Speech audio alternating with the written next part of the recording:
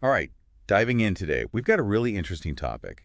A bunch of articles and resources about creating a personalized evening meditation spa routine. Sounds pretty fancy. Yeah, it is actually, and it can make a real difference. That's the mission for today, right? To figure out how to build the routine that actually works. Absolutely. We're going to pull out the most helpful parts, especially from this Spavelous magazine article you sent. Okay, yes, Squavelous, I remember that one. Lots of good stuff in there. Like, they really emphasized how this routine can improve sleep quality, reduce stress, help you feel calmer overall. Sounds amazing, honestly. And what's really cool is it's not just about lighting a few candles and hoping for the best. Right, right. I was going to ask about that. Like, is there any science behind all this, or is it just, I don't know, a bunch of feel-good stuff? Oh, there's definitely science. It's fascinating, actually. For example, studies have shown that even 10 minutes of daily meditation can have a real impact on your cortisol levels. Cortisol, that's the stress hormone, right? Exactly, the one that keeps us all wired and tense. So meditation is like hitting the off switch. Yeah, you could think of it that way. Like, it helps to shut down your body's fight or flight response. Okay, that makes sense. But I've always thought exercise was the best way to de-stress. And that also lowers cortisol, right? You're absolutely right. Exercise is great for stress relief, but it works differently than meditation. How so? Well, think of it this way. Exercise is more about physically releasing that tension, but meditation, it's all about calming the mind. And honestly, a calm mind is really the key to getting good sleep. Yeah, that makes sense. It's like if your mind is still racing, it doesn't matter how tired your body is. Exactly. The Spavelous article had a great analogy for this. Have you ever noticed how when your mind is quiet, you tend to sleep much better? Oh, totally. It's like night and day, right? Exactly. And meditation can actually help regulate your melatonin production. Melatonin, that's the sleep hormone, right? It is. It's basically our internal sleep timer. It tells our brains when it's time to wind down. So by meditating, especially in the evening, we're kind of like training our brains to sleep better. Precisely. Okay, I'm starting to see the appeal here. But okay, let's talk about the actual routine. What do we need to do to create this whole spa-like experience at home? Well, first, you've got to set the mood. Think soft lighting, maybe some calming music or nature sounds. Oh, and candles.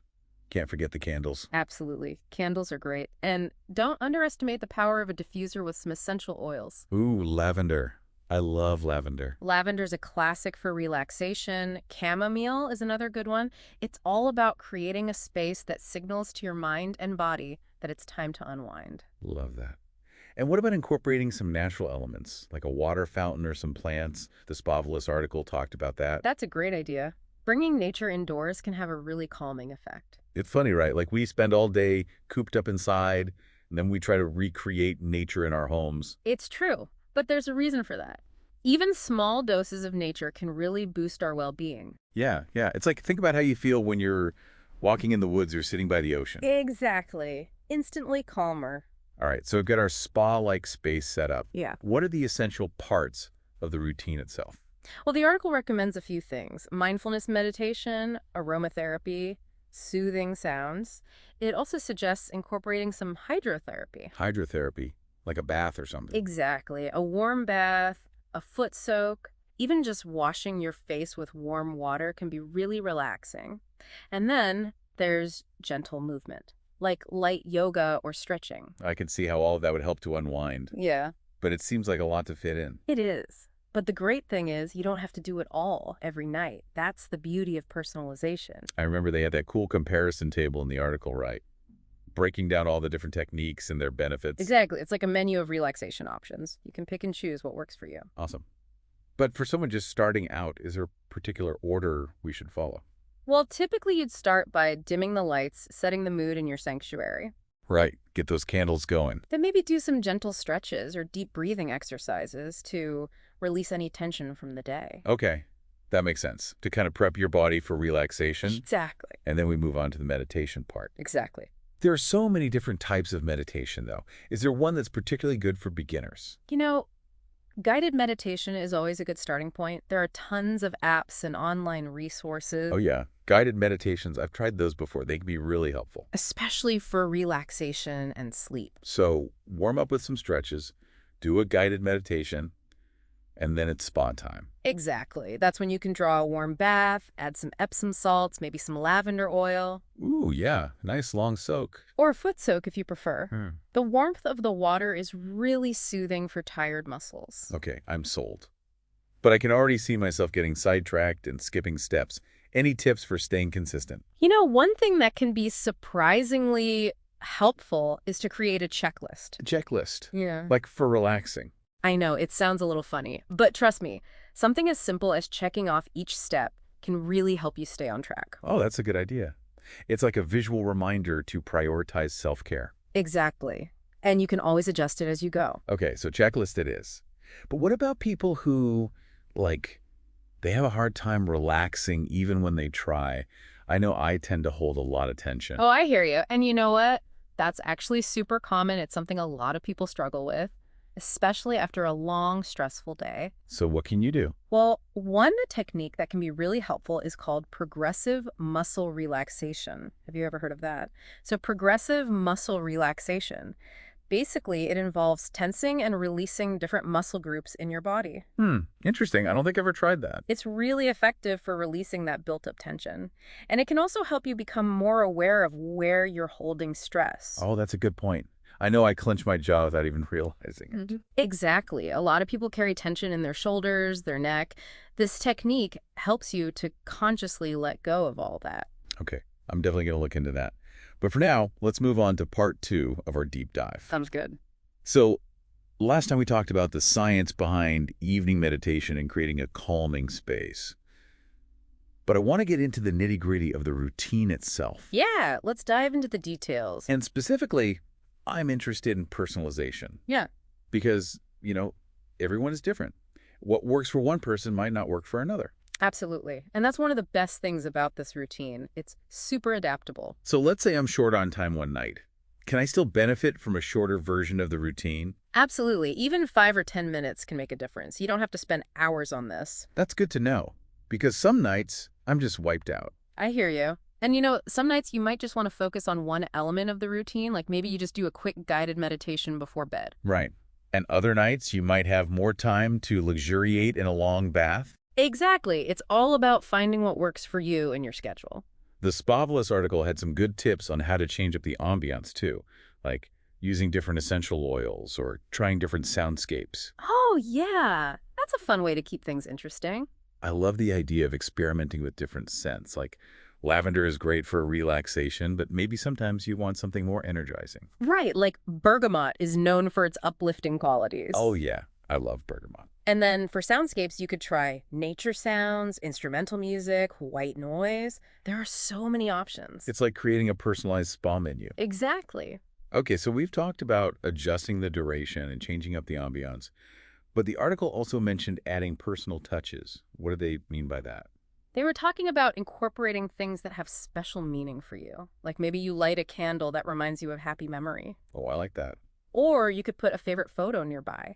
Some people find it helpful to read a few lines from an inspiring book or poem. It's all about creating a ritual that feels truly personal. Exactly. Okay, so now I want to go back to those challenges we talked about earlier, specifically the difficulty relaxing. Because even when I have a calming space and I'm doing all the right things, sometimes my mind just won't shut off. Oh, yeah. I totally get that. It's super common, especially when you're first starting out with a relaxation practice. So what can you do when that happens? Well, one technique that can be really helpful is called body scan meditation. Have you ever tried that? I haven't. What is it? It's a mindfulness practice where you basically bring your attention to different parts of your body Okay. and you just notice any sensations you're feeling without judgment. Interesting. It's a great way to ground yourself in the present moment and shift your focus away from those racing thoughts. I could see how that would be helpful. It's like instead of getting caught up in your head, you're bringing your attention back to your bottle. Exactly. And there are lots of guided body scan meditations available online and through apps, so it's easy to try. Cool. I'm going to check those out. Now, what about another common challenge? Inconsistency. Like, I'm really good at starting new routines with tons of enthusiasm, but then life gets busy and I start skipping days. Oh, yeah. Consistency is definitely key. But it's not always easy. No, it's not. So, any tips for staying committed? One strategy that can help is to anchor your routine to an existing habit. Like maybe you always brush your teeth before bed. Uh, So try adding a few minutes of deep breathing or a short meditation right after you brush your teeth. oh, I like that. It's like piggybacking on an already established routine. Exactly. And visual reminders can be helpful too. Oh, yeah. I'm a very visual person. So you could put a sticky note on your bathroom mirror or set a reminder on your phone with a calming image. Right. Or even create a visual tracker and mark off each day you complete your routine. Yes, that's a great idea. Seeing your progress can be really motivating.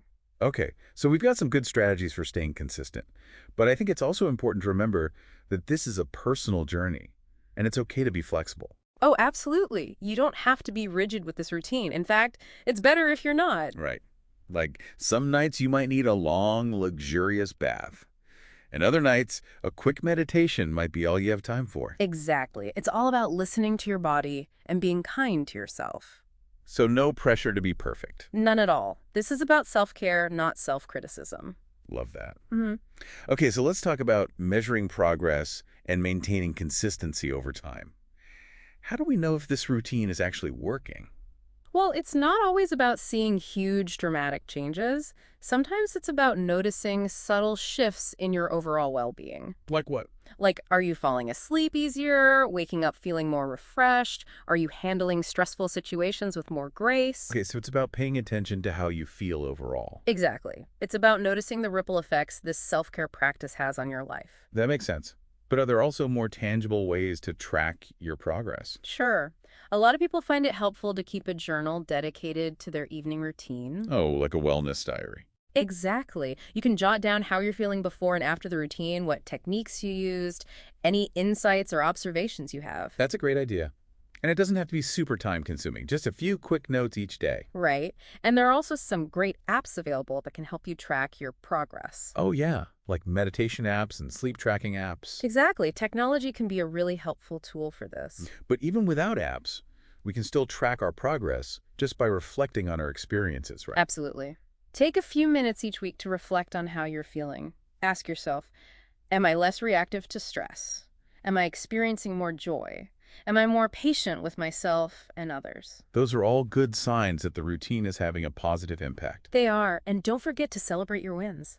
Every time you stick to your routine, no matter how small the effort, acknowledge your commitment to self-care. Yes, it's so easy to focus on what we're not doing and forget to appreciate the progress we are making. Exactly. So be kind to yourself and celebrate those small victories. Okay, I love that reminder. I think that's a perfect place to wrap up part 2 of our deep dive. But before we go, I just want to encourage everyone listening to pat themselves on the back for taking this time for themselves. Because prioritizing your well-being is a huge accomplishment. Absolutely. Okay, welcome back to our deep dive. You know, after all this talk about evening routines, I'm actually starting to feel more relaxed. Yeah, me too. It's funny how just the intention of prioritizing relaxation can start to shift things. Yeah, it's like even just talking about it has a calming effect. Right. And that's really the first step, making that conscious choice to take care of yourself. Okay, so before we wrap up, I wanted to ask, for our listeners who are ready to start incorporating these practices, what's the best way to go about it? I'd say don't try to do everything at once. Yeah, that makes sense. It's easy to get overwhelmed. Right. So start small. Maybe tonight you just dim the lights and listen to some calming music while you get ready for bed. Yeah, like a baby step. Exactly. And tomorrow, you could try adding in a few minutes of deep breathing.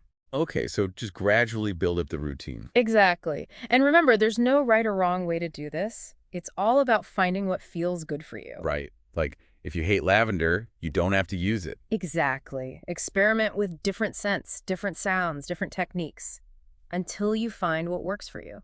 It's like we were saying before, it's about creating your own personalized spa menu. Exactly. Okay, but what about those times when, even with all the calming elements in place, your mind just won't quiet down? I know that happens to me sometimes. Oh, yeah, definitely. That's totally normal, especially when you're first starting out. Yeah. But here's a little trick that's helped me. Instead of trying to stop the thoughts, just try to observe them. Observe them. Yeah, like imagine your thoughts are like clouds passing by. Okay, yeah. You don't need to engage with every cloud or judge it. Just notice it, acknowledge it, and let it drift on by. That's a cool visual. It can really help to take the power away from those racing thoughts. I like that. Yeah. So just let them float on by. Exactly. And remember, it's a practice. Some nights will be easier than others. Just be patient with yourself and don't give up. Okay, good advice. So, to recap, we've covered a lot of ground in this deep dive. We talked about the science behind evening meditation, how to create a relaxing space, and the essential parts of the routine. And we discussed how to personalize the routine, overcome common challenges, and measure your progress. Right. It's like we've given everyone a toolkit for creating a more peaceful and restful evening. Yeah, exactly. And the benefits go far beyond just better sleep. Oh, absolutely. This is about overall well-being. It's about taking care of your mind, body, and spirit, and creating a sense of peace and balance in your life. So well said. I think that's the perfect note to end on. Yeah, I think so too. All right. Well, to everyone listening, thank you for joining us on this deep dive. And remember, start small, be consistent, and most importantly, be kind to yourself. Until next time, sweet dreams.